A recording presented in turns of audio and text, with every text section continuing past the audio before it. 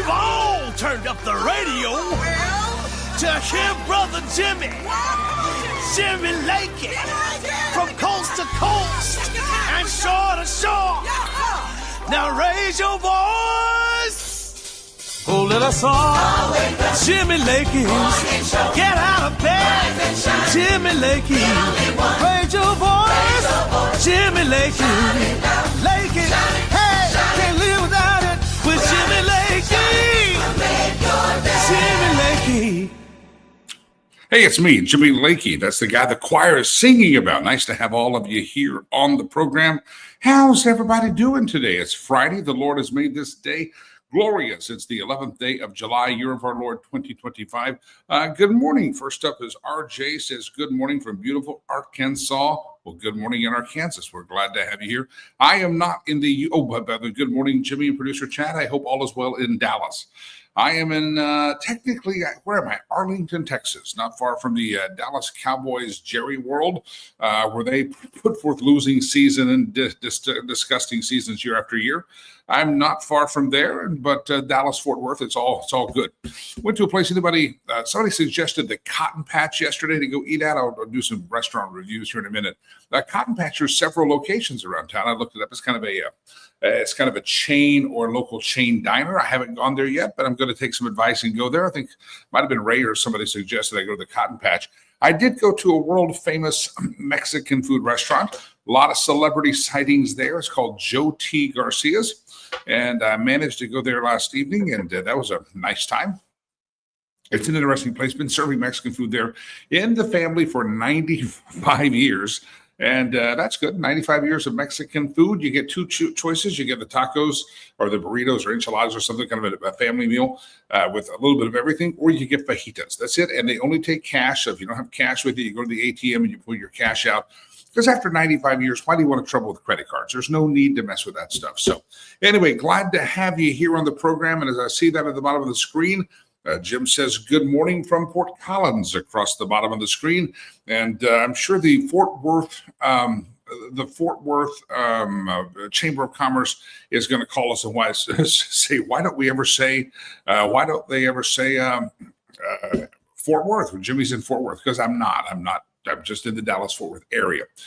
Kevin says, good morning, brothers. Somebody says it's National Slushies Day. And I got to get to some news here, real serious news, but I want to let you know it is Friday, 7th month, 11th day, which means it's 7-11. And I'm guessing, he said it's National Slushy Day on the bottom of the screen. I'm guessing that usually on this day every year, if you go to 7-Eleven, you get a free Slurpee. Is what I'm thinking. You get a Slurpee from the 7-Eleven. I don't know if now for years it was like you just got a regular size. I think the last couple of years, I think you got a small one, but hey, it's still free. We like free stuff, right? So free Slurpees at 7-Eleven. I'm assuming, I'm just going to announce it. If it's wrong, I'm sorry. I didn't mean to give false information, but it is 7-Eleven Day. All right. Glad to have you here on the program. Jimmy is my name. Pleasured, pleased, thrilled, and happy to be here. Monday, I should be back in the studio where I normally broadcast from. But in the meantime, you're stuck with me here. All right, let's dive into a couple of news stories. This Sunday is going to do the math, going to be the 13th day of July. And it will mark the 1-year anniversary since that fateful day in which a supposed one-man punk kid decided to take a pot shot, almost assassinated President Donald J. Trump in real live time on national television while he's making a campaign appearance. Some people say, I remember that night watching it with some friends as the news coverage unfolded. Some people said that was probably the night that Donald Trump won the election. That was the night that people like Mark Zuckerberg said, that's a badass man. People like Elon Musk began their conversion over to Trump just in his resoluteness and his toughness in the eyes of facing a bullet a millimeter away from death. I mean, the hand of God was definitely there, in my opinion, to steer his head at that exact moment, missing that bullet, because we almost witnessed an assassination and literally almost a decapitation right there on live television. But does anybody else find it quite peculiar and quite interesting that a year later, we still don't really know much? And I don't want to remember the guy's name, but does anybody remember the guy's name? Does anybody know anything about him? Aren't there a lot of questions about that? See, you have to remember that am not being conspiratorial. I'm being factual and really analytical here to say that our government, after the assassination of John F. Kennedy Jr., 60 years later, they did not mind us being in the dark. They did not mind us not understanding what happened. They kept it a secret for 60 years.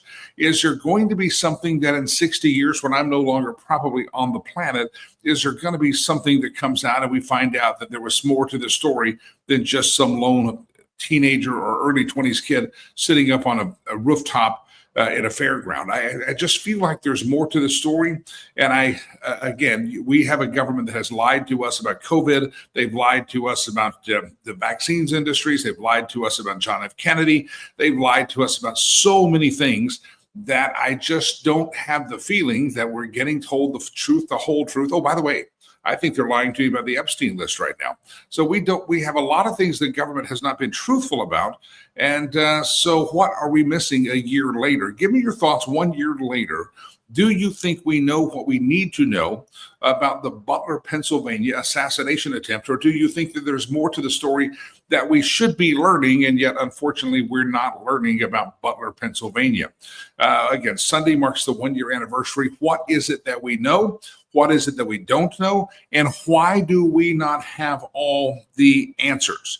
I think that is a very interesting question to ask. Why do we at least not feel like we have all the answers? Now, there was a story that came out this week in which 6 Secret Service agents are being suspended.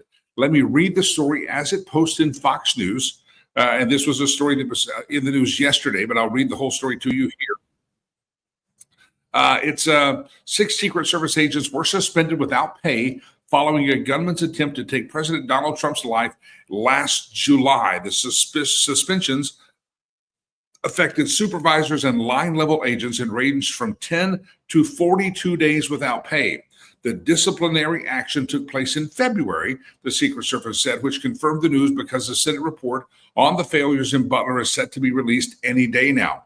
No agents were fired, as the Secret Service agents told Fox News the entire agency failed rather than individuals. Matt Quinn, the agency's deputy director, told CBS on Wednesday that they weren't going to fire their way out of this, but they did say they are laser focused on fixing the root cause of the problem. Quinn told the outlet that those who were suspended were placed in restricted roles with less responsibility once they returned to the job. He said disciplinary actions were in accordance with the federally mandated process. So what we're learning now is that letting us as the public know that there's accountability for an attempted assassination on the president was not priority. This happened, these suspensions happened in February, and only when they find out that a Senate report is about to be released does the Secret Service decide, oh, we should let people know that we're actually trying to hold people accountable for this. But he says we're not going to fire our way out of this. You know, again, this is right on the heels and on the cusp of this fact that we're learning that they lied to us about a lone shooter 60 years ago in the JFK assassination. And now they're saying, oh, by the way, we suspended some agents, and there was just this one kid that used to clean bedpans at the nursing home. He took the shot at the president. There's nothing else to see here. And pardon me for painting me skeptical, but I just have a feeling, and my instinct says there's something to see here. There's something else we could be learned. But information to the American public is obviously not the top priority of the federal government, including the Secret Service. Again, these people were suspended back in February. It just hits the news today. And yet a lot of us wonder why we don't trust the government. It's because the government doesn't really they probably didn't want you to know in February that they only suspended these large that were there and risked the president's life. They didn't want you to know that it was just a suspension. They didn't want you to know that there's no real accountability. In the private sector, there are some things that you can actually get your arse canned for. In the private sector, there are some things that you will get kicked to the curb for, and you can fire your way out of that, and you're not going to fire your way out of the problem. You are going to get rid of the people that perpetrated and carried out that problem. So give me your thoughts. 6 Secret Service agents suspended in February for a period of time.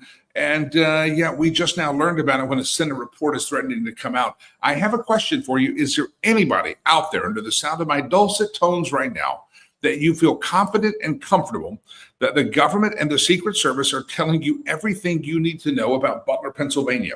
Is there anybody out there that says, yeah, Jimmy, I'm satisfied. I think it was just a lot of big mess ups. There's nothing to see here, Jimmy. I'm totally okay. Is there anybody out there that feels that way today?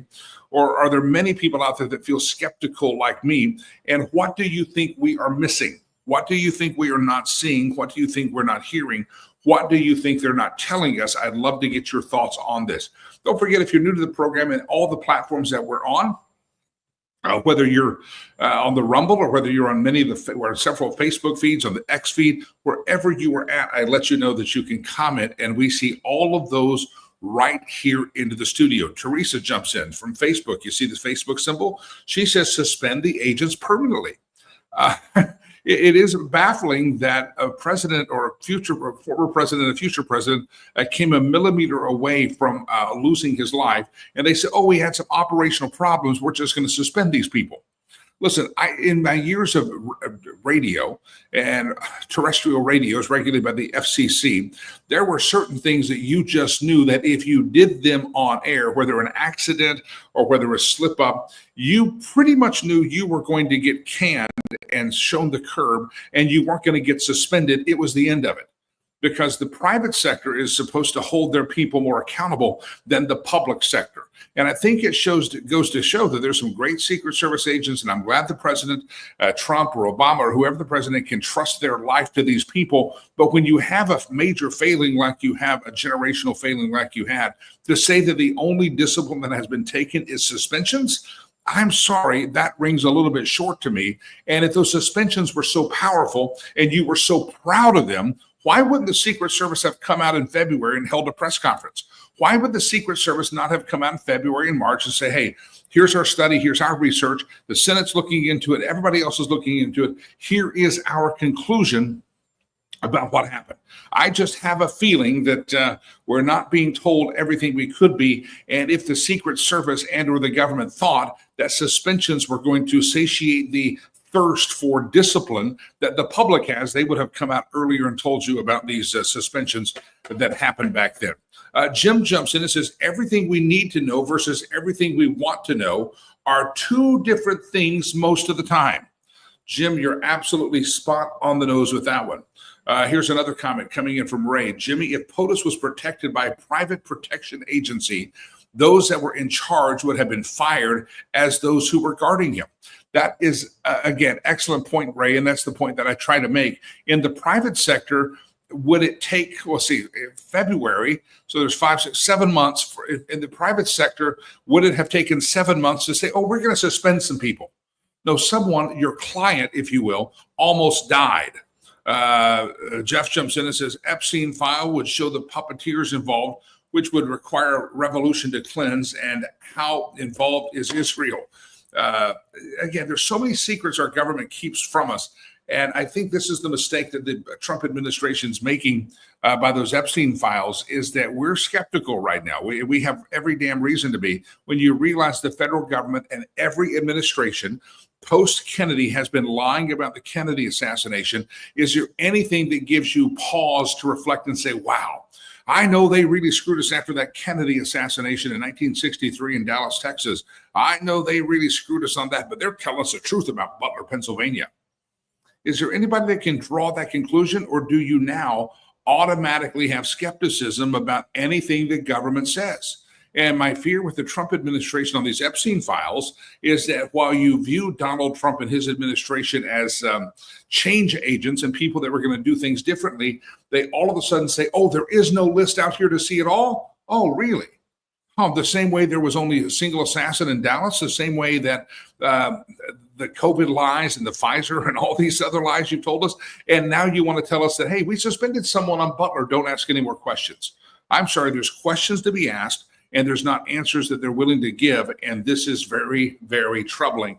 And again, I come back to what I've said this week. I think there's a lot of folks out there that are that long term, this Epstein file handling is going to hurt the Trump administration and undo slowly but surely some of the report. I think the fallout of this, I think that's why Trump the other day in the presser jumped at that reporter for asking the question, because he wants it to go away. For what reason? I don't know. But they want it to go away. They don't want you asking questions about the Epstein file. They don't want you to ask the question about the bedpan cleaner that almost killed the former and future president. They didn't want you asking questions about John F. Kennedy in the streets of Dallas in 1963. They want you to just be good little citizens and good little rubes and march on your way and don't question them, because they are your lords, we are their plebes, and move merrily along. And I think in the world of the information that we live, we're not willing to move merrily along. All right, let me do this story. Speaking of the Epstein file, we asked about this. Do you believe that it actually exists? Do you believe that it's here? Remember, Pam Bondi says, I have something on my desk. I've got to review it. She referred to it as the Epstein file. The next day, she was not satisfied with what was on her desk. And she says, oh, I didn't get all the documents. Some of these things are up in the field office in New York. I've said they have to be on my desk by 8 a.m. the next morning. The next morning, supposedly they met the deadline, and then we hit silent. But then we had this dog and pony show with a bunch of bloggers and influencers, if you will, at the White House, where they sent them out with all these binders and said, look, we have the Epstein files. And we never heard from any of those people again. And now suddenly Pam Bondi, the one that said she had something on her desk, but it wasn't the right thing on her desk. And then Pam Bondi says, well, they're going to bring me something to put on my desk. They put something on her desk. And now all of a sudden, Pam Bondi says this list does not exist. Anybody know the name of Alan Dershowitz? Dershowitz is a guy that is, he used to actually be one of Epstein's attorneys. And I like Dershowitz a lot. He's a leftist. He's a liberal, I should say, a more traditional Democrat. And he's a Harvard Law School professor emeritus, Alan Dershowitz. On Thursday, he was on the Newsmax show. I think Newsmax told Sean Spicer that he has seen the Epstein client list and that the government has suppressed these documents to protect powerful individuals. Isn't that the same reason that the government suppressed the truth about the John F. Kennedy assassination? Because they had to protect powerful individuals? Is it, if Dershowitz is right, is this the reason that they're blaming the matty-haired kid that looks like he hasn't washed his hair in a long time that used to clean bedpans at the nursing home? Let's blame him for the attempted assassination. Is this when the government lies because they need to protect powerful individuals? Again, Harvard Law School professor emeritus Alan Dershowitz tells Sean Spicer he has seen the client list. Here's the quote from Dershowitz on television last night. Documents are being suppressed to protect individuals. I know the names of the individuals. I know why they are being suppressed. I know who's suppressing them, but I am bound by confidentiality. Dershowitz goes on and says, I know the names of the people whose files are being suppressed in order to protect them, and that's wrong. When Sean Spicer asked if the people on the list were politicians or business leaders, he replied, quote, they're everything. Dershowitz asserted that he has seen relevant materials due to accusations he faced from the late Epstein accuser, Virginia Giuffre, that he was bound to secrecy by the court.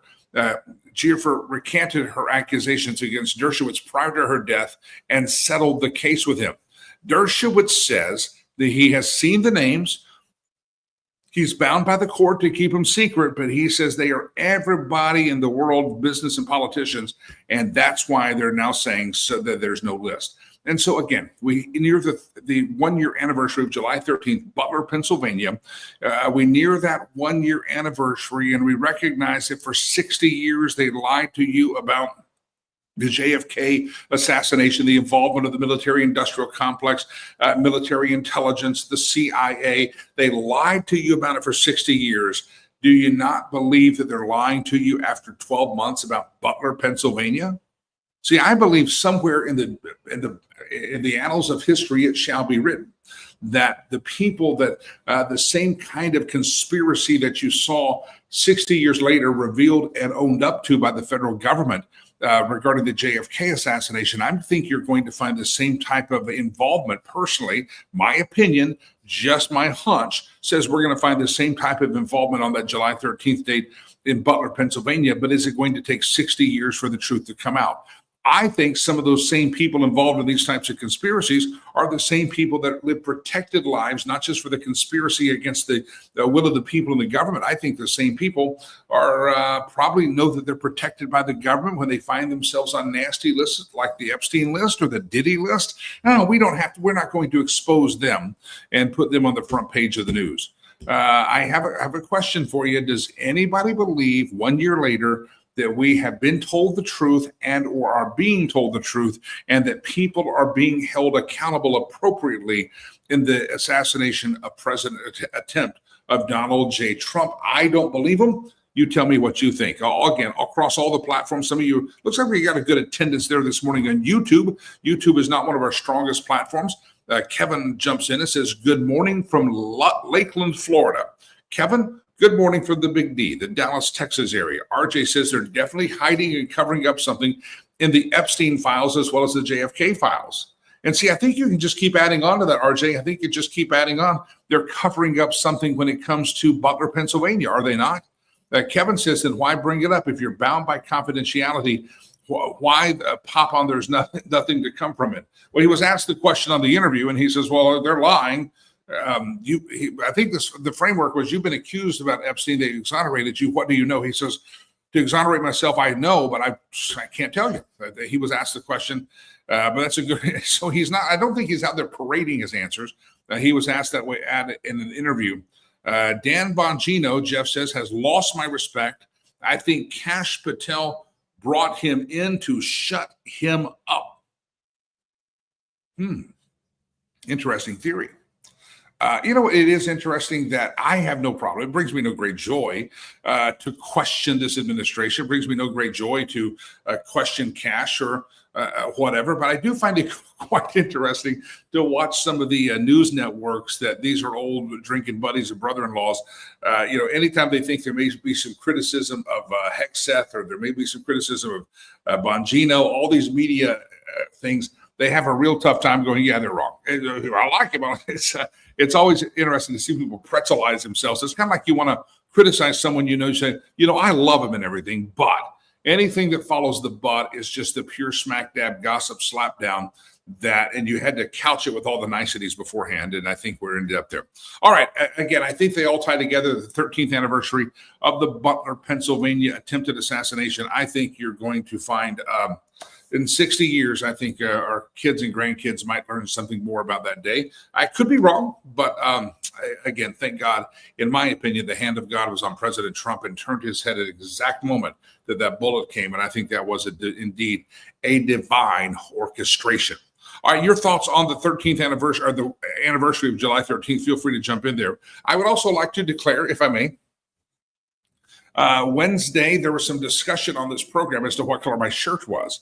I swear to goodness it was a blue, had a little gray hue to it, but it was a bluish gray. Producer Chad disagreed. He agreed with some of you old ladies, ladies out there. And, he's always looking out for the cougars. Producer Chad said, Jimmy, that shirt is not blue, it's gray. Other people that are colorblind and not smart said that my shirt was gray. It had a blue tone. I stand by that.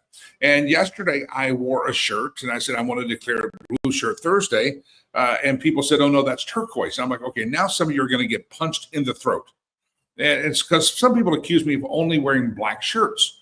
Ladies and gentlemen, I own one, maybe two black shirts. The shirt I'm wearing today is a shirt that I oftentimes get accused of being black. I have like 14 of these shirts. I'm very non-creative in my wardrobe. I have pretty much the same color over and over again, a few variations on the theme. I've got more of this top shirt right here than you could ever imagine. And this is a blue shirt. This is a blue shirt. Don't argue. Don't question me. It is a blue shirt. And I would like to declare today, in honor of the blue shirt that I wore on Wednesday that so many of you were wrong about, I would like to declare today Blue Shirt Friday. And I'm wearing a blue shirt. And if you're not wearing a blue shirt, you suck, because it's Blue Shirt Friday. You should wear blue shirts on Friday. And I wore one on Thursday, and we had Blue Shirt Wednesday. And so many people blatantly argued with me, that's a gray shirt. That's a gray shirt. And I'm thinking, bring your throat here because I'm about to punch it. It's a blue shirt. I have worn blue shirts all week long, and we close up the week with Blue Shirt Friday. Thank you, and you are welcome. All right, good to have all of you here. I brought something up yesterday on the program, and I asked the question, how many of you would help me? Some people say, yeah, you need mental health. You need like emotional help. No, I didn't mean that kind of help. How many of you would help me to put some desk in a classroom where our Legacy Christian Academy, we have a new classroom. This is our last one in the building. We have, Jeff's jumped in. Hang on, he's on YouTube. You should wear red shirts on Friday. Remember everyone deployed. That's a good idea. Jeff, I'll tell you this. When I was doing the TV show Frontier Taste and Tales a few years ago, we showed up with all blue shirts, nice blue shirts, fancy ass blue shirts. It was in the wardrobe.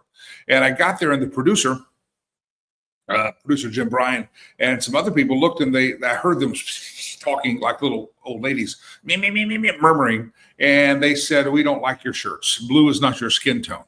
You need to have more of a red shirt. And I'm like, I look like a lobster in a red shirt. And they proceeded to, now we were filming in some remote areas.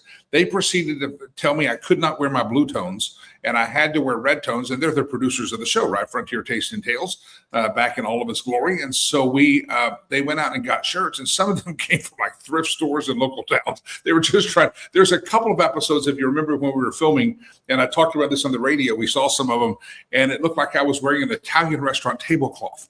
It was awful. But I had to wear what they told me to wear because, they were paying me and stuff. So I don't know. Red Shirt Friday, we'll consider it, but I'd have to go buy red shirts. I don't have red shirts. Kevin jumps in and says, I agree with Jeff. Southwest Airlines employees wear red shirts on Fridays to support our troops. Okay, I'll think about it. I have to go shopping, and buying a new shirt it sounds like a lot of trouble to me. Can I just say I support the troops? Thank you. I'm going to say it. All right, real quick before I get in, I asked about desks for our classrooms. We have one more in our existing. I came back from Africa a couple of weeks ago, and I said we need space and sponsors. And we need people to sponsor kids desperately. We really could appreciate you to do that, $65 a month. But we also have space issues, and we're about to run out of space in our first building. And I have, if you're out there listening and just sparks to your interest, we have about $300,000 of matching funds sitting that we can spend once we raise the matching funds. We have committed to the rest of our primary campus. So if you have a donation of any size and you'd like to apply towards the matching funds to finish our primary school campus, feel free to do so. I would appreciate you doing that. We have about over $300,000 of committed matching funds, but we have to raise the other half of that. So just throwing that out there. So we have this one classroom, and I'm going to show you the inside of the classroom that we have to put 30 children in there in just a few weeks. We're going to start it's a fifth grade. Next year, we'll start a sixth grade, and that will complete our primary school campus. But it is $175 for the chairs, the desk. We need 30 people to give $175. And it's also supplies for the classroom. When you send your kid to school, you have to go to the Walmart or the Walgreens and you have that list and you carry all this stuff. Well, these kids didn't have clothes until we bought them school uniforms. So they don't have the ability to bring all the supplies that everybody pitches in for the classroom. And so we do all that. So to put the new desk, and they're handmade desks because there's no desk superstore there in Rwanda. Handmade, local craftsman makes the desk. You're going to see samples of them here in this video. But I got to tell you, this is we need some more people to do $175. Skylar, watching this program yesterday, did 3 desks yesterday. So Skylar, thank you. If you're watching again, God bless you. Skylar did 3 desks. Skylar Child, I believe. Rachel Carlson did 1 desk yesterday. Thank you, Rachel. We appreciate you. Stacy Pratt did 1 desk yesterday. Stacy, seeing you in the chat room. I appreciate you. Thank you so much for that. Arloa did a half desk. Now, I mentioned that because maybe you can't do the whole 175, but you could do, let's say, 80. You could do $90. Would you help Arloa get over the finish line? Anybody out there, you need to go and help out. If you can only do half of the 175, make it a $90 donation or something like that. Do that right now, and that would shore up the other half of our lowest desk. So producer Chad's doing a desk with his wife. I'm paying at least for one desk myself. So we made great progress yesterday, just barely mentioning it. But if you could help us right now, go to riverspromise.org. We need the desk, the chair. Watch this video. You'll see the inside of the classroom. And in a few weeks, this class will be transformed with all new desks, all new chairs, class supplies, and fifth graders. Here we go. Watch this. This was me 2 weeks ago in Rwanda in the classroom. We're putting the furniture in now. $175. That's what we're asking for. 30 people to do it. We're almost, we're not yet a third of the way, but we're getting there. We've only mentioned it really in full one day. $175. Would you do it? Help us out. Here's me talking in that classroom. Just a couple of classroom we have left in this building. Back it up. Hey everybody, it's Jimmy and I am inside Legacy Christian Academy. This is one empty classroom we have left in this building, and next year it's going to be filled with kids. It's going to become our fifth grade, P5, primary 5. Every year we're adding a grade, and our P4 is full, so get ready. We're going to ask for your help here to help us fill this room with desks and all the supplies the fifth graders are going to need. So stand by, get ready. P5 coming soon. See the excitement in that camera? It's very exciting. P5. So that's our classroom. That's our building, first building at Legacy Christian Academy in Rwanda. And again, we're starting our fifth grade class. Every year we're adding a grade, and on the primary school campus. We already own the land up the street for high school, but we've got to finish our primary school, and fifth grade is our next level. And if you can help us with that, we do appreciate it. We need 30 people to donate $175. Or a variation of that, so that we can have the desk and the chairs handmade. Again, there's not a Staples delivery service or Office Max to order school desk. It's Rwanda. But we have a great craftsman. You can see some of those desks there. And $175, 30 people to do that as a one-time gift today. Again, Skylar, thank you for yesterday. Rachel, thank you for yesterday. Stacy, thank you for yesterday. Arloa, thank you for yesterday. Producer Chad, myself, we're both in on this thing. $175, a one-time gift, and we need 30 people to do that, and we're almost 1/3 there. I'd like to get at least halfway there by the end of today's show. So if you can help us, go to riverspromise.org. Just put in the amount. You can write desk. There is a place for comments, I think, on the website, maybe on the mobile. Anyway, we'll figure it out. If it comes in during the show and it's divisible somehow in real form or fashion, by 175, we'll figure it out. Just donate. We need 30 people to give 175. And again, these are children that would not go to school without our school. They did, as I said, a lot of these kids, when I first got out to this village area, they had the Kamoni region area of Rwanda. These people, some of these kids were literally naked. I mean, it's a rough situation. And again, if you say, why are you helping over there? Well, look up the website, riverspromise.org, and you will see that my son was adopted from there. His name is River. And I made a promise that I would take care of as many kids as possible that I could not adopt. And I'm keeping the promise for the rest of my life, and will live long after me is my hope. Riverspromise.org, riverspromise.org. 30 people to help us with $175. Would you help us today? Again, Skylar, Rachel, Stacy, Arloa, producer Chad, Jimmy. That was yesterday's hot list. We want some more of you on the hot list today in a good way. We appreciate it. Riverspromise.org. Make the donation, and we'll give an updated call out by Monday, and maybe even by the end of the show today. All right. I want to go to my first guest of the day, but I want to keep the overall arching thought of the program going. Sunday marks the 1-year anniversary since the Butler, Pennsylvania assassination attempt. And it seems like every time, even though I like the president, like his administration, it seems like every time I turn around, I find more reason to become skeptical of the government. We're in this administration. They finally released the Kennedy documents. We find out that military intelligence and the CIA were very hands-on when it came to the assassination or the coup, getting rid of John F. Kennedy Jr. A lot of his anti-war resolutions and executive orders and edicts were switched around by LBJ the very next day when LBJ became the president. Lady Bird Johnson's, her investments seemed to be top priority in some of the LBJ decisions. A lot of corruption back there. In those days, it took 60 years to find out. This is the same week we find out, we're told mysteriously, look at the light, flash. there is no Epstein list. You're like, well, Dershowitz himself says there's an Epstein list. He's seen it. And we're told these lies time and time again. And then we find out this week, oh, by the way, we suspended a couple of people in February for this assassination attempt on President Trump. And every time, even with this administration, as much as it pains me to say, every time something happens, they bring me more and more cause to distrust and think that they're not telling us the truth. Is anybody out there? This is the question that I have for you as I go to my guest. Does anybody out there think you're being told the truth about what happened in Butler, Pennsylvania? And is this going to be one of those things that happens? Is this going to be one of those things that 60 years from now, we're going to find out there's a hell of a lot of lies we were told? I'm afraid that could be the truth here. All right, let me walk him in. Let's switch gears just a little bit. It's Tyler Gray, and I'll give you his full bio. He's written a book called Forged in Chaos, A Warrior's Origin Story. He's been on the program before, so is leading advocate for veterans' mental health, specializing in PTSD and TBI, traumatic brain injury. He has a book that's officially releasing this next week. Some of you might have already pre-ordered because he's been on the show before. Tyler Gray. It's a comprehensive strategy for warriors to regain your purpose and identity. And the name of the book is, again, Forged in Chaos, A Warrior's Origin Story. Let me welcome him to the program as he waits for me to be quiet. Tyler Gray, welcome in, sir.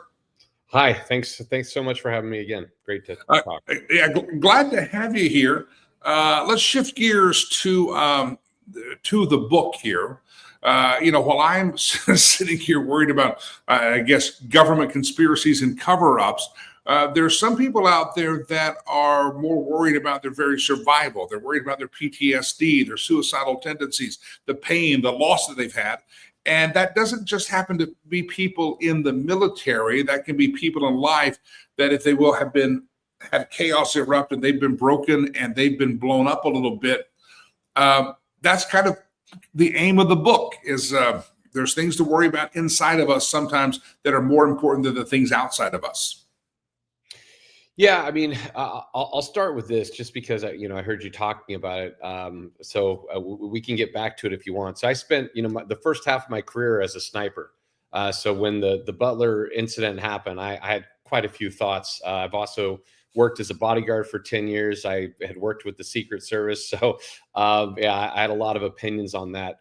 On the book, it comes down to really to kind of, again, to tie it in with your don't trust the government point. The reason I wrote the book was because, the VA and really the healthcare system, quite frankly, in this country was telling me that the problem is one thing. And let me just say a very simple fact. And that is the awareness and the treatment options for what I was told the problem was, PTSD, is at an all-time high. We've never had more awareness and we've never had more treatment options.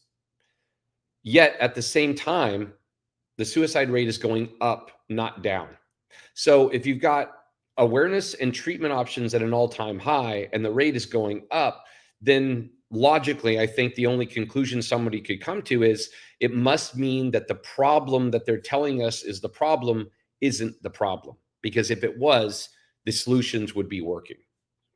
And so I really wrote the book to shed a light on when I, held a light to what my problems were. I came up with some problems that were very different than I was being told, things that I'd never heard.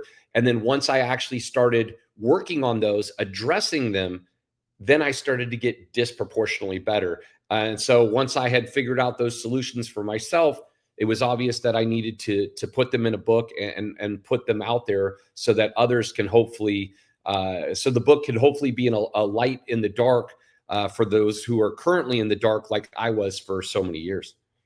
Now, in the book, and I think we hit this in our last interview together, we've all heard of PTSD, post-traumatic stress disorder, but you introduced a new concept. I think it was called it almost sounded like LDS, Latter-day Saints, but that's different.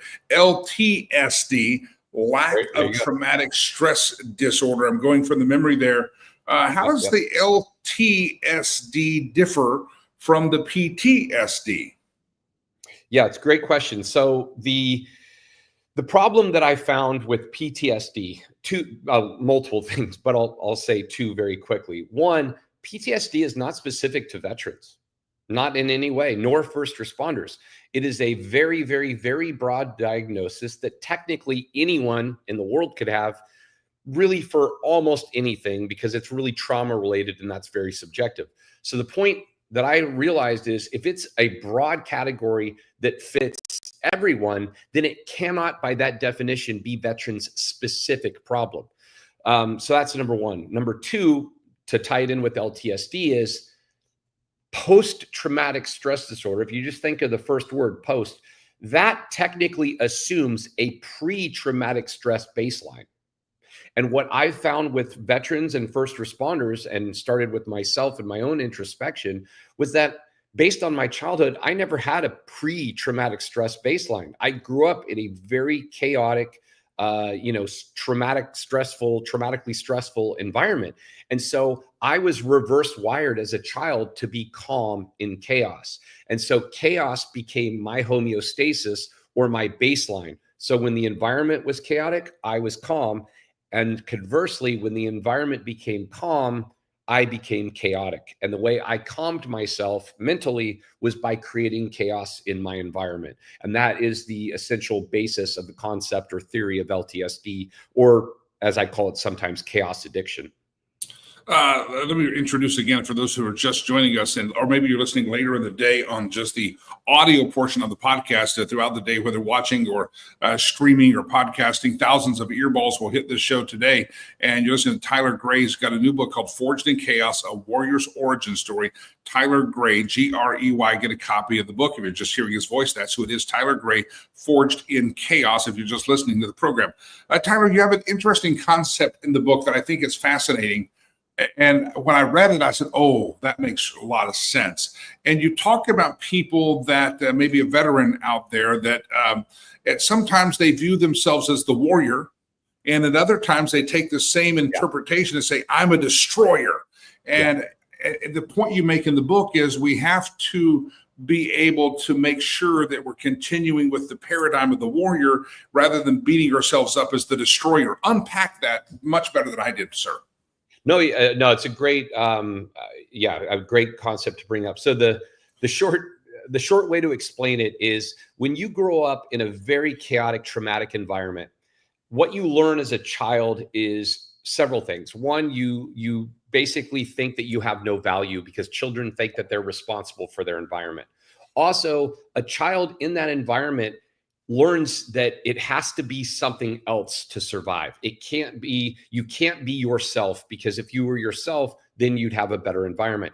So I created, and I think most people that have that chaotic childhood create what I call the destroyer. And the destroyer is essentially a character or a mask that you become in order to survive that chaotic childhood state.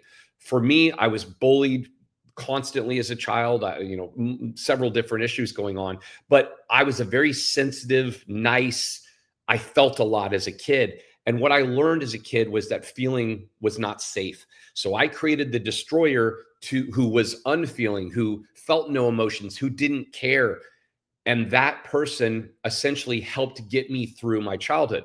And it worked. The problem is, when you become an adult, there's two versions of yourself in your own mind. The warrior, which is the innate you, that was the real you. And then the destroyer, which is the you that trauma forced you to create to survive. The warrior is inherently good. The destroyer is not so good, because it'll lie, manipulate, compartmentalize all these different things in order to survive. And the conflict, the internal war, the war within, is between you not knowing which one is actually the real you. Fascinating. When I read that, it really jumped off the page at me. Let me bring up another question. We're talking about the distrust of the government. And a lot of times our trauma happens because we feel betrayed by someone.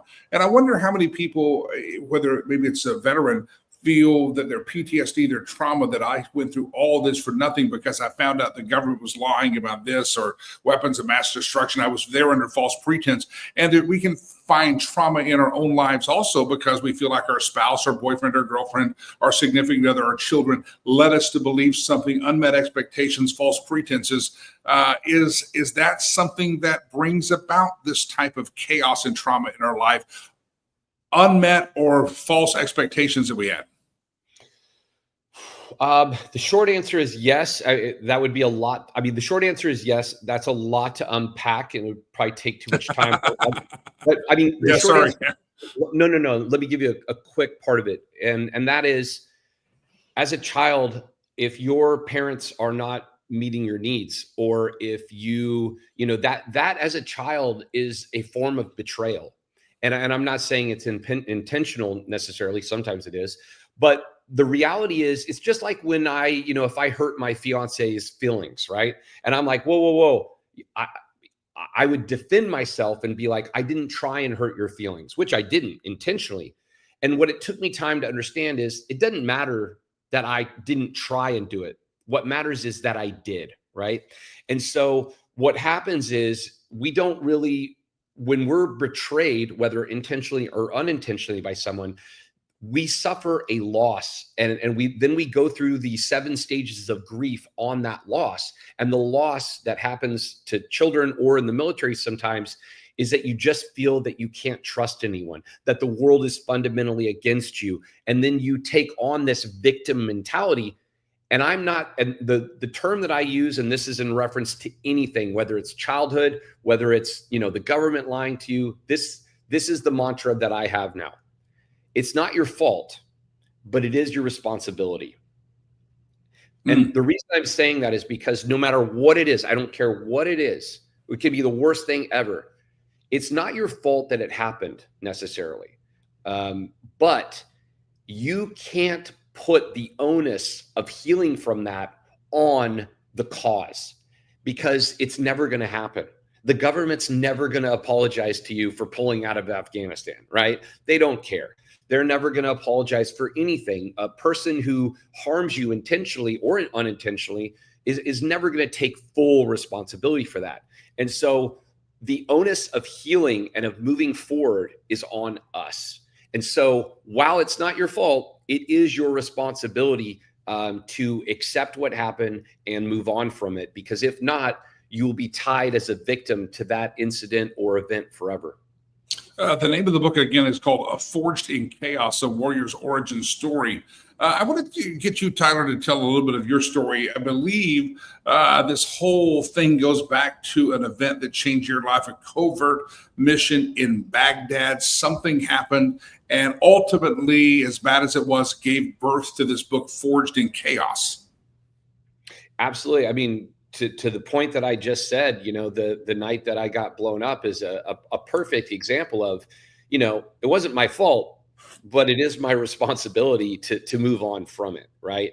I mean, I live, the injury, it's my whole right arm, and other parts, but it was horrible at the time. And it was devastating and all those different things. But now I look back and realize that once I took responsibility for my own healing and processing of that situation, it actually formed the basis and gave me the tools, and it actually gave me the purpose ultimately that I have today, which is taking my experiences and all the stuff that I went through and using those and how I came through those in order to help others. So your pain can become your purpose. And all the stuff that you went through, as soon as you flip the switch in your head and go from a victim mentality of I was wronged to a warrior mentality of, yes, I was pushed down by someone else or something else, but now I'm going to get up and push back. And that is, I think, the key, that whether you're a veteran, whether you're a first responder, or whether you're anyone in life, we have to get back up and push back. And that is what we need to do as individuals, as cities, states, and as a country, by and large, all together. We need to push back against the things that are pushing us. I have the publicity sheet that your office sent over, and it's forged in chaos, shattered in peace. And they have this great question: what happens when the war doesn't end, but it moves inside your head? Isn't that kind of something that all of us have done or do? Publicly, we've moved on from the battle, we've moved on from the anger, we moved on from the angst. But once we get private, we're rehashing these conversations, we're replaying the conversations, we're doing the woulda, coulda, shoulda, and we're almost rehearsing the whole conversation. What do we do to stop those moments whenever, publicly, oh, I'm okay, it's all good, I've moved on, and in our head, we haven't moved on? I think the biggest thing for me was, again, reframing the perspective, reframing whatever it was. And again, I now look at I'll just say victimhood. I now look at people that are stuck in a victimhood cycle. And I'm starting to realize that I think there's actually a larger mechanism at play that is trying to keep people in that victimhood state. For instance, if you look at the news cycle, it's very much focused on, people who are wronged and people who are doing the wrong. And the reality of that is that once you're in that victimhood state, it takes away all of your power. So for me, it's about reframing in my own mind that I am never a victim. No matter what happens to me, I am never a victim. And it doesn't matter what anyone else does. You can only, I know this is going to sound crazy, but you can only ever be hurt if you allow yourself to be hurt. There are perfect examples of people that have been, there's examples of people that have been, assaulted in horrible ways. And yet they choose, not that they weren't victimized, but they choose to have the power position and say, you know what, that person didn't break me. What they did, it didn't change. It didn't affect me. It didn't break me. I'm still strong today. And that is a mentality that I think, in my mind, it's about us forgiving ourselves.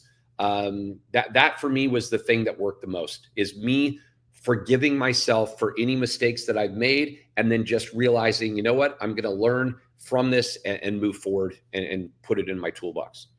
Obviously, you come at it from a perspective of a veteran, but beyond veterans, I want you to explain to everybody the benefits, the concepts that are in this book that go beyond just people who served in the military, and why they also should contemplate getting a copy of it. And again, it is called Forged in Chaos, Warrior's Origin Story. Go ahead.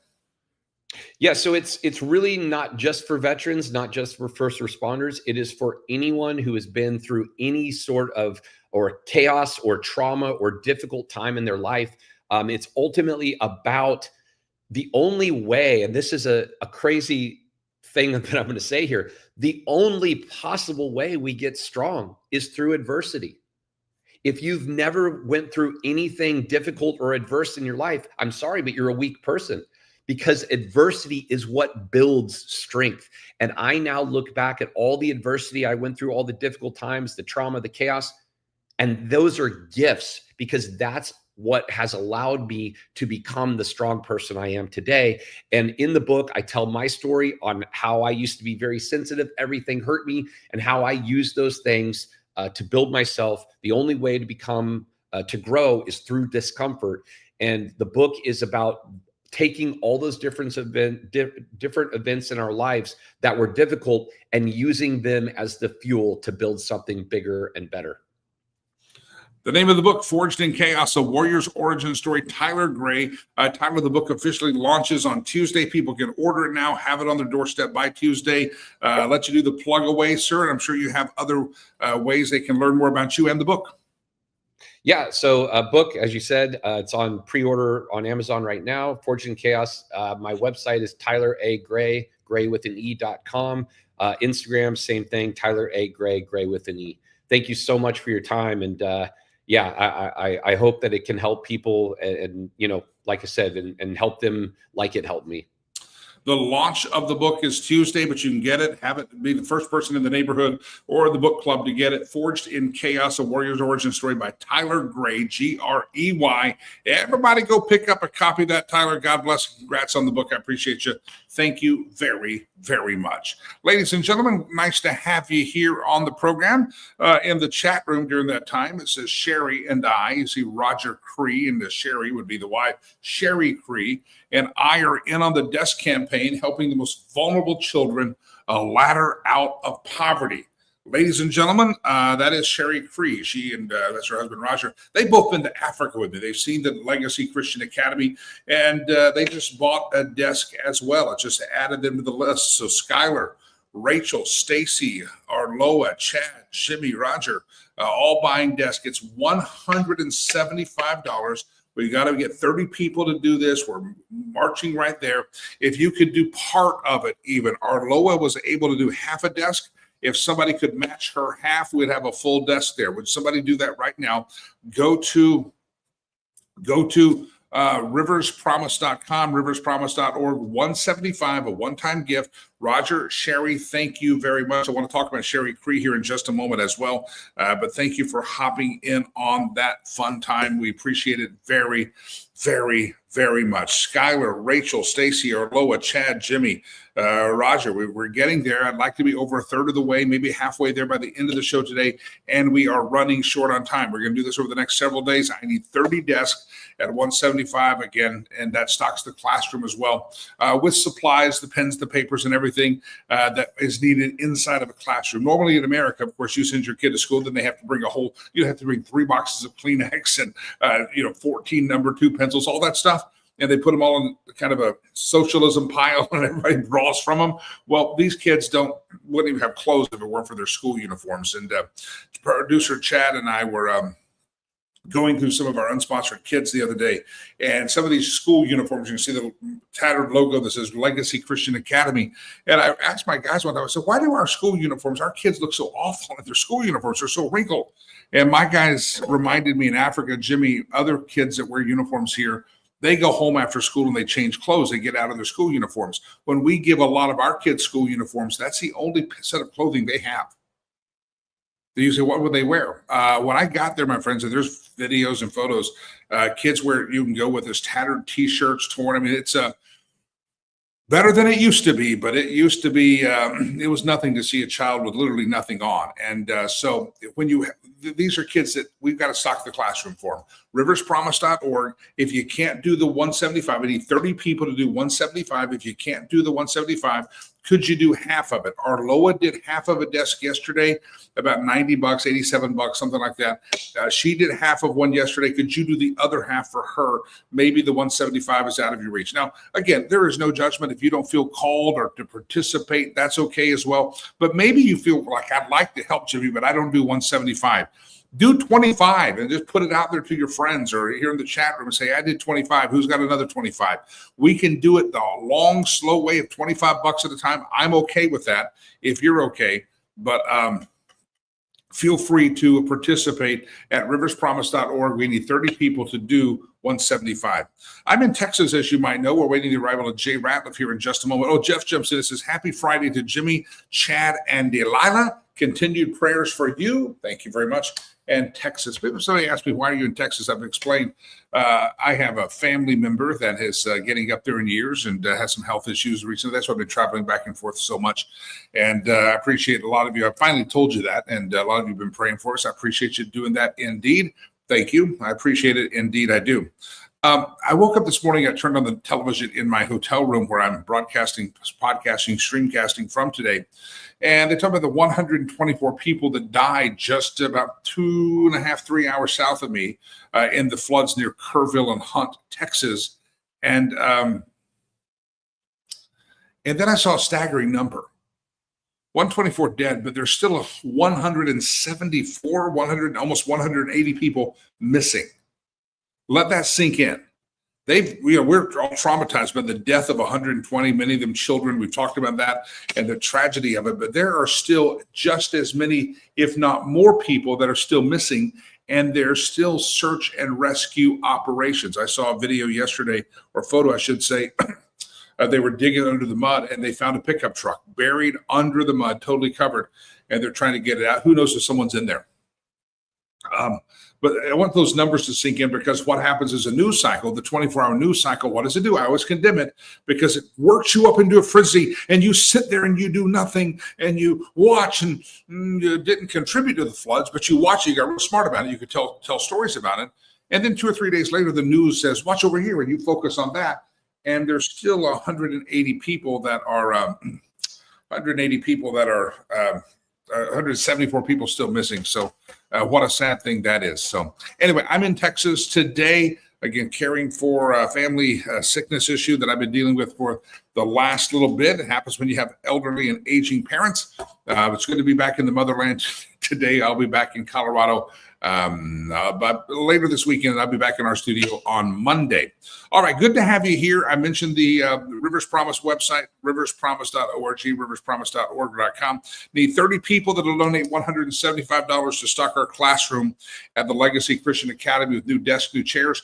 It's all for fifth graders. We're launching our new, every year we've added a class. We're up to grade 5. Next year, we'll complete the primary school at grade 6. And $175 is what we need 30 people to do in a one-time gift to build the desk chair. We have to custom build it. There's not like a desk store in the middle of Africa. We have these made by hand craftsmen, and it's just a fun time. I got another video I'll show you in just a second, but let me bring you into the conversation right here in the motherland, just probably about 3 hours south of me right now. But I've landed, and I felt a shift in the atmosphere because the new Doug Giles was in town. He's in the state. Ladies and gentlemen, Doug Giles, brother from a different mother. Good morning, Doug. How are you? Jimmy, kicking ass, big dog. How are you? I'm very well. I texted you over the weekend and early this week, and I said, are you staying dry? Are you flooded? And you're about two hours the opposite direction from Kerrville, correct? Yeah, we got a lot of rain, but it wasn't what Ingram and Kerrville and Hunt got, and just disastrous. I'm very familiar with that area. I go through it a lot when I go hunting, and man, I tell you, it's an idyllic wonderland until it's not. Yeah. And oh my gosh, man, you know what they say about Mother Nature? She can be a what. Yeah. It's I woke up to the news this morning. We were thinking about those 124 people, the kids at the summer camp, all that horribly tragic. In 1987, there was another bus thing, Seagoville, Texas Baptist Church, and they had a flood down there. So it is Flash Flood Alley. But the number that caught me off guard this morning, and I kind of have put it out of my head, the 124 or so dead. There's still about 180 people still missing. So there are more people missing than have been found dead. That means that death toll is going to be pretty high. Higher than it is. I don't know any way in the, aside from God in the miraculous that anybody can survive, that long now. So yeah, it looks like it's really going to double. And, but as gloomy and as horrible and as God awful, and I can't imagine, losing a kid or a loved one in that kind of fashion, because that's truly dreadful, to be woken up at 4:00 in the morning and you're screaming down a river, in a cabin or in a tent.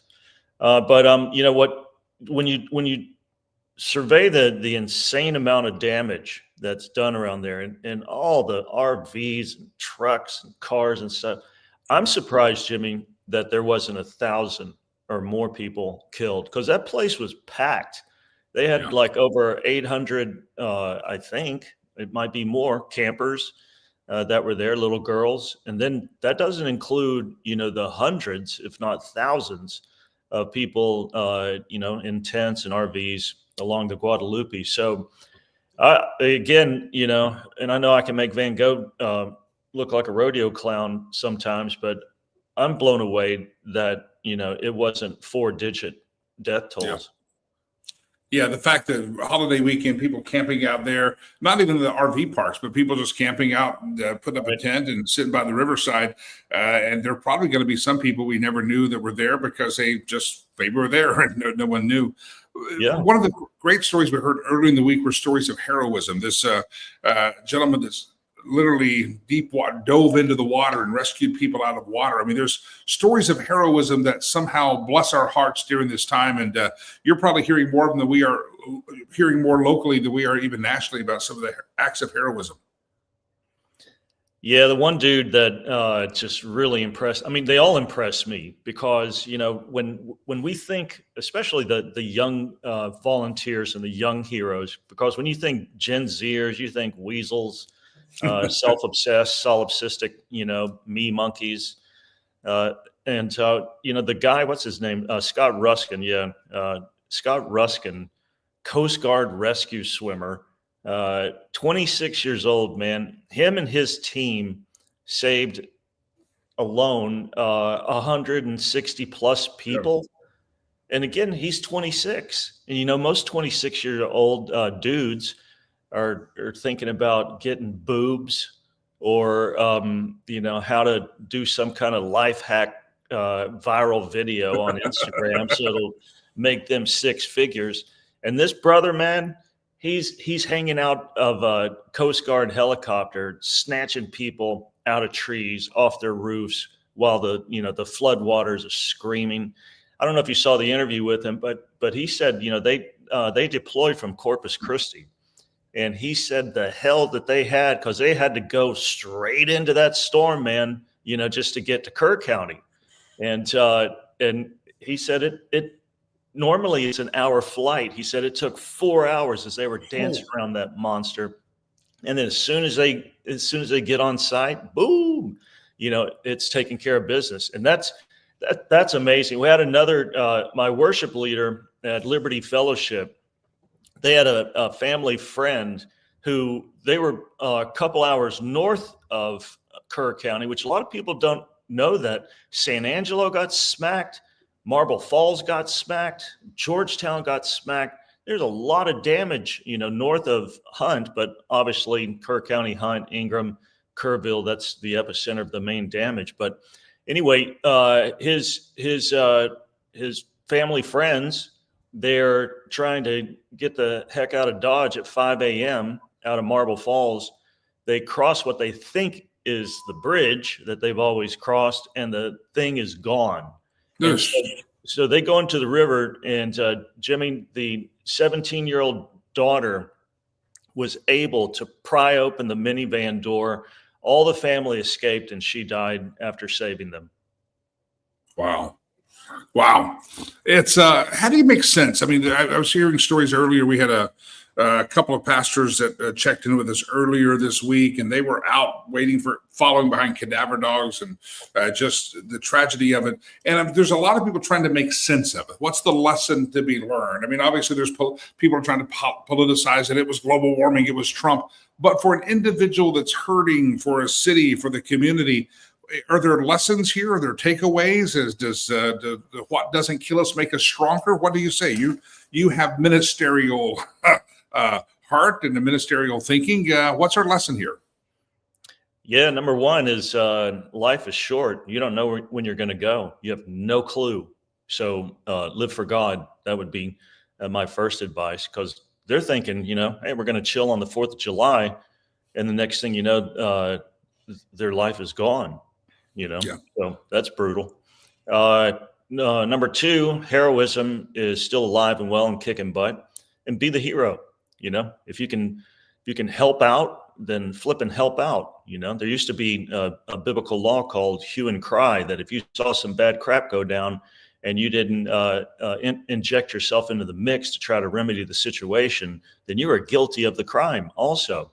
And I think number three, and I know this doesn't sound spiritual, but can we get some flipping sirens along the river? It's like, well, we sent an alert at 4 a.m. I'm not listening to my phone. It's off. It's in airplane mode. 4 a.m. I'm in a deep REM delirium, drooling on my pillow. But if like tornado warnings in our days, Jimmy, you're running through sheetrock, plate glass, but you're going to the cellar, and I think, you ought to have something monitoring, like when it starts building up in the north and starts cascading down into the south to where it's, just where a lot of people visit and camp out. Then when that river rises like a foot or two, then all of a sudden it starts screaming like Judas Priest, and you're up on higher ground. Yeah. Doug Giles, always a pleasure, sir. It's fascinating just to think that years and years, 1987, I was still in high school, and I remember when that bus got washed away in the Seagoville Baptist Church, I believe. I was a high school kid, and I'm watching. I think we used to play Seagoville in football, and I'm watching the photos, and I'm like, I wonder if I played any of these kids in football, and it killed a whole bus of a youth group there. And that was 30-something plus years ago, and we still don't have, we haven't made much progress in the first alert system. Yeah, I heard that after the flood in '87, it's like, well, it's going to cost $1 million. That's nothing, you morons. Yeah. And and again, I'm not trying to fix any kind of political blame, but can we get some blanking sirens along that corridor again? Yeah. So when that rain ticks up about 24 inches, everybody and their dog knows about it. So yeah. Is it just me, Doug? I'm watching the damage and I'm not making light of anything, but my brain just kind of works a little weird. I know people know that. That's why they watch this thing, because it's sick and twisted. But I'm sitting here watching going, okay, if that flood does that much damage in like 45 minutes of rising water, it makes that Noah story a hell of a lot more plausible, doesn't it? That if you got all that rain over 40 days, you could really do some damage there. I just got to go to the story of Noah saying, yeah, 40 days of rain, you would have needed an ark. Yeah, can you imagine all the crap talkers that made fun of Noah, building an ark for rain, and they had no concept, and they think he's nuts, and he's this 500-year-old crazy SOB and stuff. And it was all fun and games until that first raindrop slapped a big old flat rock out in the middle of the desert. And then Noah's up there in the ark at the bow saying, I hope you can swim. Oh, you don't know what swimming is? Well, enjoy death in hell. Yeah. Live your life like fighting to be the final monkey on the boat there. Third monkey on the, third monkey. Like the third monkey trying to get on Noah's Ark. One other thing, I don't know if we have time, but when people say, why did bad things happen to good people? R.C. Sproul said, well, that only occurred once, and he volunteered for the job. But in regards to the problem of pain and tragedy like this, because a lot of atheists and agnostics glam onto this hard and try to use this as proof that there is no benevolent creator. What's interesting, Jesus's first podcast, the Sermon on the Mount, is that he told people right off the bat, Jimmy, that floods are going to come. Winds are going to hit your house, quote unquote, speaking metaphorically, and rains will descend. But if you build well, you'll survive. And if you don't build well, you won't, And what's interesting, again, Jesus just dives right into it. He didn't get in some long philosophical explanation. He's like, listen, on this planet, on this terra firma, on this side of eternity, bad stuff is going to happen. But if you build well, you'll rebound. And if you didn't build well, then it's going to be calamitous. Yeah. The Giles Way, I believe that's your X handle, sir. The Giles Way on the screen as I see it. Yep. Doug, of course, I've got a couple more questions for you. We probably should push them back. I wanted to get your thoughts on the Epstein files have disappeared. They no longer exist, sir. Boom, they've disappeared. I think ultimately that's going to harm some trust of the MAGA people going, I thought this administration was different. We'll dive deeper, but just give me your thoughts on that. Yeah, I think it's what they call in the Latin stercor tori, or in the Greek scubalon, or as us Texans say down here in the Great Republic, that's a load of bull crap. And Stevie Wonder can see through Pam Blondie that she's, how can I put it, Jimmy? She's obfuscating, yes, prevaricating a wee bit. We got sold this, man. That would be like if Trump didn't close the border. You know what I mean? Yeah. Or if all the other, because that was like at the top of the list, and then all of a sudden, Cash and Bongino, man, I used to watch them and they would just be screaming for vengeance on Epstein, and then something pulled them in line, man. and Yeah. I don't like it. I think we're being JFK'd on Yep. this, and I think it's going to hurt him. Yeah, I agree. It's not a good look, and they could have at least come up with a better excuse than they don't exist. Well, they were done something. The way they handled this has just been ridiculous and lost a lot of trust, I think. Doug, folks, go ahead. Yeah, and to disregard Michael Bodden's autopsy findings, this guy has inspected over 500 suicides in a 50-year stellar career, and he said that Epstein did not kill himself, that these were homicidal type wounds, and then all of a sudden, Cash and Dan are experts on suicide injuries and causalities and stuff. It's just too much, man. They got their training from Hillary Clinton. She told them that nobody suicided. So have you seen that AI video of Hillary going into Epstein's cell? Yeah, I've seen that. I don't know if you saw this. That yesterday, I guess it's Newsmax. Sean Spicer has a show. Alan Dershowitz, the famed Harvard law professor, said, quote, "Documents are being suppressed to protect individuals. I know the names of the individuals. I know they're being suppressed, but I am bound by confidentiality. I know the name." These are quotes. "I know the names whose files are being suppressed to protect them, and that's wrong." He said he saw them in a settlement case where he was accused of being on the Epstein list, and a lady recounted it on her deathbed, but he got to go in and see if he was on the list. And he wasn't, but he says he's bound by secrecy of a court order.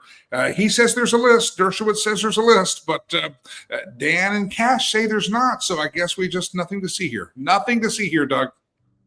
Yeah, I don't have that. I don't have that mental whiteout, delete capacity. No, I don't either. Especially when it's, Ghislaine Maxwell is in jail for sex trafficking. So who did she traffic the young girls to? Did Epstein get all that, or was it parsed out to not only Prince Andrew but other people? I've seen the list. Yeah, so there is a list. Yeah, and go sell safety somewhere else, Pam Bondi. And I think Trump would do well to really get back ahead of this and do some. Yeah. But who knows if he's going to do it? The news cycle is what it is. Yeah, well, he scolded the reporter for even asking about it the other day, and I said, well, the reporter's right to ask about it. We shall see, Doug. We shall see, but it's not a good look at all. Indeed, it's not. And again, I think you're right. I said it earlier. We're being JFK'd in 60 years to figure out that it was military intelligence and CIA that took out Kennedy. We're a year past Butler, Pennsylvania, and we still don't know much about that little lame-ass shooter. And now we're being told there's nothing on that list. I wonder what we'll know about that list and about that shooter in Pennsylvania 60 years from now, because the government will keep alive for decades. They've proven that. Yep. Keep defiant, keep skeptical. You don't have to be, cynical. Yeah. Doug Giles, verify. Trust but verify. If somebody wants one of your books, you got a lot of books, you got art. Where do they find Doug Giles, sir? Yeah, my little Mr. Rogers neighborhood is douggiles.org. That's GILES.org. And all the books there, all the artwork, frickin' sermons, make you howl if you drive in this summer. It's got some great stuff for the eardrums if you're doing some windshield time. DougGiles.org. Doug, I appreciate you hopping on here. Appreciate you being in the same state. It's always good to be in the same state. There's just different energy when you're in the same state with Mr. Giles. You should try it sometime. DougGiles.org, DougGiles.org. Ladies and gentlemen, this is almost the end of the broadcast today, but I want to show you another video.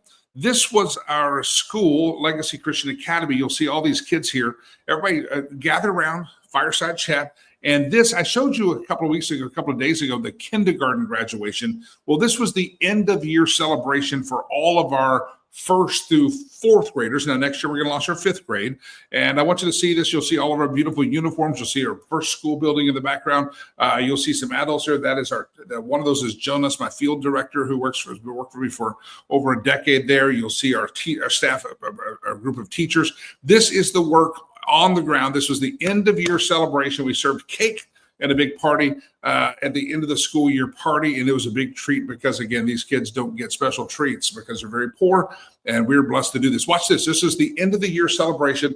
It happened, I believe, last week at Legacy Christian Academy. It happened the week after I left. So this is it. End of the year celebration. Go ahead.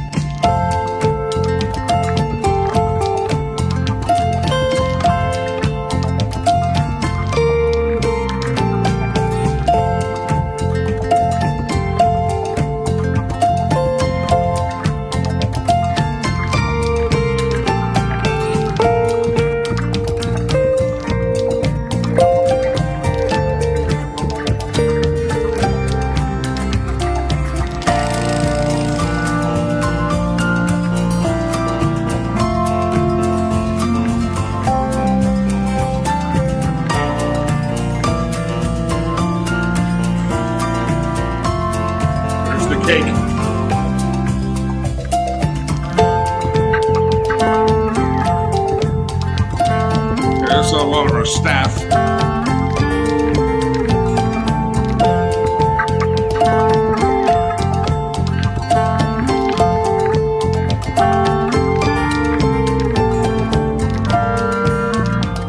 Everybody gets a piece of cake.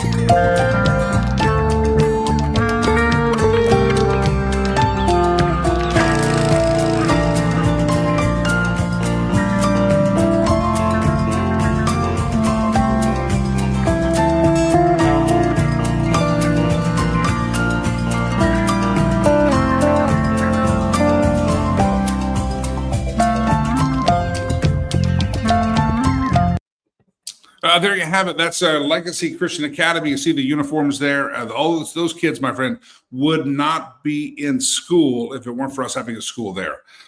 These are some of the poorest of the poor kids, and yet they're God's kids, and we try to take care of them because that's what we are called to do.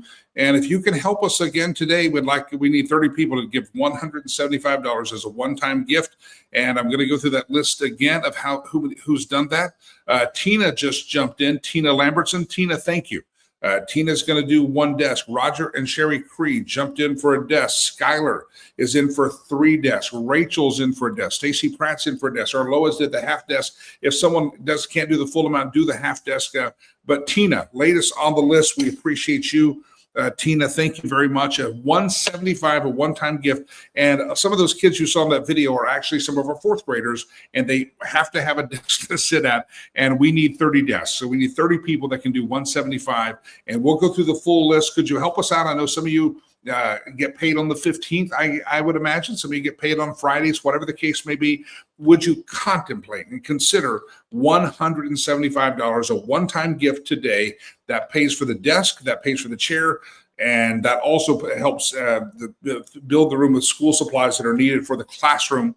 And these, again, Legacy Christian Academy. The kids are getting a fantastic education already within a couple of years of operation. We're already starting to test as one of definitely the top in the region. And our goal is to be the top school, if not one of the top schools in the nation by the time we get to 6th grade, when they start doing a lot of the bigger testing.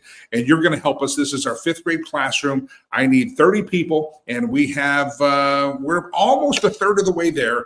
$175 is what I'm asking, a one-time gift. I'm doing at least one desk. I'll probably do more. Producer Chad and his wife are doing a desk.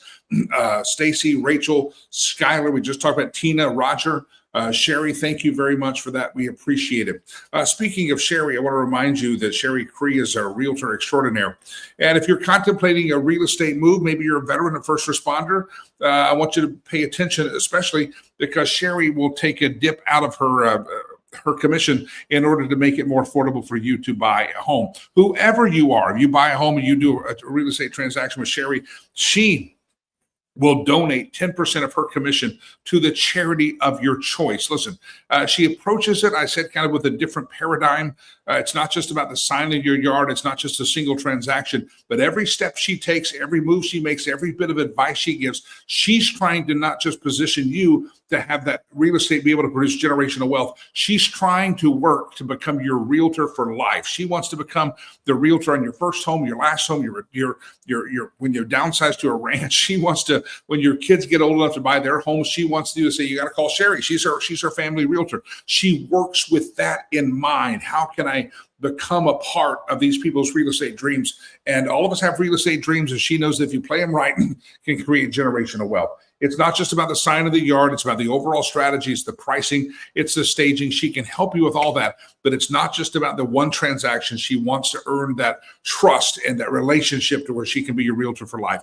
Homeswithsherry.com. That's her website. Go to the website and talk to her. Maybe you're moving out of the area, or maybe if she can't help you in an area, she has a referral service. And so you can say, how is it that I can get someone like Sherry that has the thumbs up of Jimmy Lakey? How can I get her to recommend someone? Maybe it's in a different area. She covers this I-25 corridor in Colorado, let's say from Fort Collins down to the Highlands Ranch area. Aurora, if she feels like there's another referral that needs to happen outside of an area, she can do that. If you're in Boulder, if you're in Broomfield, if you're in the I-25 corridor in the Denver, the Fort Collins metro area, if you're in Greeley, if you're in Loveland, if you're in Berthoud, if you're in Parker, if you're in Aurora, you get the idea. If you're in Erie, Longmont, all of these places, homeswithsherry.com, homeswithsherry.com. Talk to her, reach out to her. And again, if she needs to give you a referral, she will, but homeswithsherry.com. Sherry Cree. And they have come up with a desk today as well for $175. I hope that all of you will participate. Ladies and gentlemen, it's been a longer show than I anticipated today, but let's do some meme roulette. We got a couple of memes, I believe, no, we don't have, we no memes. Okay. We're not going to do the meme roulette today because I forgot to send the memes over to producer Chad. Jeff says there, Jay says that, I think that's Jeff. Feel the need for some coffee or Diet Coke warning material. Doug's almost got to say, yes, anytime Giles is on the program, don't drink coffee and don't drink Diet Coke because you're going to spew it through your nostrils. It's not a good look. Happy Friday, El Queso Grande. I think that's the big cheese. Is that what my title is today? Is that a menu item at Whataburger? Is that what that's my title? I didn't even look. El Queso Grande. I am the big cheese. You're welcome and thank you. How you like the hotel room behind me? You like it? I don't have Doug Giles art, but I do have a beautiful wall here. That's a lovely wall here. And the thermostat right there, thermostat mirror right there tells you what time checkout time is. And I got a couple of days left. I'm not worried about that. All right, ladies and gentlemen, it's been a pleasure to be a part of the program. Again, I want to ask you again from the bottom of my heart with sincerity, would you pray and consider a one-time gift of $175? That's for our classroom. Would you do that? Now, you said, Jimmy, I'm not into that. Okay, don't be into that. Maybe you want to go further and you want to sponsor a child. All of the things you can do for Rivers Promise are at our website, riverspromise.org. We added about 37 children into the sponsorship program this week. Personally, myself, producer Chad, we worked together and we got all these things added on. So if you'd like to sponsor a child, we'd love to have you help us with that as well. But again, one-time gift of $175. We need some more of you to do that today and really help us get across the line so that we can have that class room fully sponsored. And we need 30 people to do it. I'll give you the full tally. I think we're right about 1/3 there. So I think we need about 20 more people to help us out. But think about it today, tomorrow. Maybe you get paid Monday. I understand. But if you want to mail a check, the address is also on the website. But so that you get counted, if you're going to mail a check, because some people like to give it out of their donor-directed funds, or some people just prefer checks and not credit cards. I get it. Why don't you send me a note, info@jimmylakey.com, say, dropping a check in the mail, not because I want to have to know. I want to recognize you. I want to get my tally right. I want to make sure that we're counting it because it could take 3, 4, 5, 6 days for the check to arrive. But I want to be able to say, okay, there's checks in the mail, because I have to get these desks started building. So if you are going to mail a check, it's on the website. The address is there. And if you want to do the donation, you can do it at riverspromise.org. But drop us a line, info@jimmylakey.com, info@riverspromise.com will work as well. And we will count your desk that is being mailed in as well. Until we meet again next week, I'll be back in Colorado, the good Lord willing, and the creek's not rising. I should be back in Colorado on Sunday, and then I'll be back in my studio on Monday. Until we meet again, it's been a great week. Keep praying for the people of Texas. Over 170 people still missing, on top of the 120 that are dead in the floods. I am Jimmy Lakey, riverspromise.org. If you'd like to advertise with us, send us a note, info@jimmylakey.com. Until we meet again Monday morning, may God bless you. May God bless America. I'm your Lagos, Jimmy Lakey. Peace I'm out of here.